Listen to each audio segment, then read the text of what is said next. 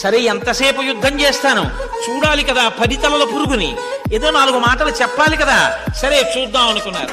ఈయన్ని పట్టుకున్నారు, కర్రలతో కొడుతున్నారు, కాళ్లతో కట్టారు, ఈడ్చుకుంటూ రావణాసురుడి యొక్క సభామంటపంలోకి తీసుకెళ్లారు. విలువన్న వస్త్రం కట్టుకుని, ముత్యాల హారాలు వేసుకుని, స్ఫటికములతో చేయబడిన ఆస్తరణం మీద ఒక ఉత్తమమైనటువంటి ఆసనం మీద కూర్చున్నటువంటి ఆ రావణాసురుణ్ణి చూశారు.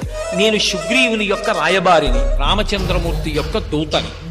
రామచంద్రమూర్తి ఒకసారి చంపేస్తానని ప్రతిజ్ఞ చేసినటువంటి వాణ్ణి రక్షించడం అన్నది మాత్రం ఎవరికీ సాధ్యం కాదు.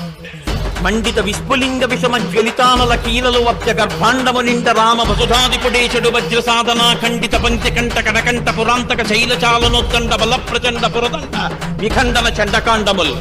రామచంద్రమూర్తి వచ్చి తన బంగారు కోదండాన్ని నిలబెట్టి అక్షయబాణ తూణీరములలోంచి బాణములు తీసి వింటినారికి సంధించి విడిచిపెడితే కళ్ళు చలమనేటటువంటి మెరుపులతో లంకాపట్టణపు ఆకాశాన్నంతటి కమ్మేసి రాక్షస సంహారం చేస్తున్నప్పుడు రావణ నీకు దిక్కన్నవాడెవరు ఉంటాడు, నిన్నెవ్వడు ఆదుకోలేడు.